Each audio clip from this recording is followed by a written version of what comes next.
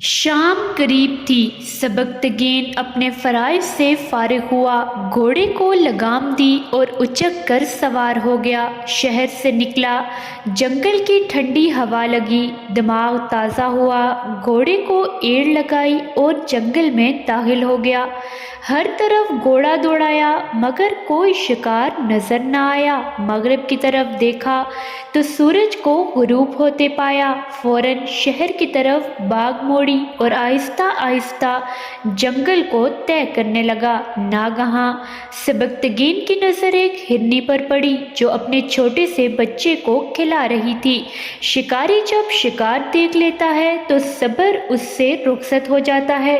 सबकतगीन ने घोड़े को इशारा किया। वो सुदाया हुआ जानवर अपने मालिक के इशारे पर उछला और हिरनी की तरफ चल पड़ा। हिरनी ने शिकारी को देखा तो बच्चे को साथ लेकर भागी। खुद तो भाग गई मगर बच्चा वहीं रह गया। ये अभी चंद दिन का था, इसकी टांगें कमज़ोर थी।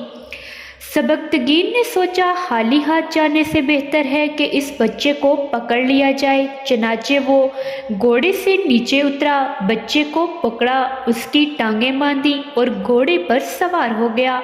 घोड़ा शहर के करीब आन पहुंचा। सबकतगीन को एक सोगवार सी आवाज़ सुनाई दी। उसने पीछे मुड़कर देखा, हिरनी अपने बच्चे के लिए उसके पीछे पीछे आ रही थी। माँ की ये मोहब्बत देखकर सबकतगीन का दिल पसीजा। शायद इसे अपनी माँ से बिछड़ने का वक्त याद आ गया।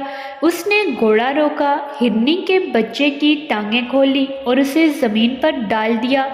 बच्चा दौड़ा और अपनी माँ से जा मिला। माँ उसे चाट रही थी, प्यार कर रही थी और कभी कभी सबकतगीन की तरफ देखकर आसमान की तरफ मुंह उठाती जैसे दुआ मांग रही हो। सबकतगीन ने कुछ देर ये नज़ारा देखा, फिर अंधेरे को हर तरफ बढ़ते पाया। सूरज कब का गायब हो चुका था।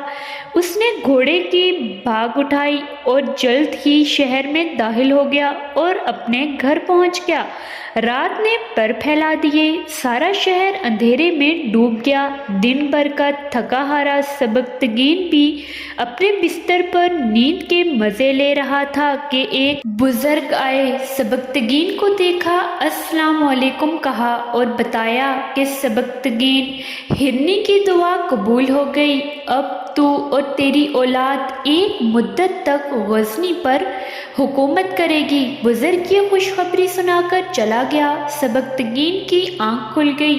ख्वाब के वाक़े पर गौर किया मगर कुछ समझ में ना आया। वो उस ख्वाब को भूल जाना चाहता था मगर भूल न सका। आखिर वो दिन आ गया कि अलबतगन हाकिम गजनी फौत हुआ और सबकतगीन सर पर ताज रखकर गजनी का बादशाह बन गया।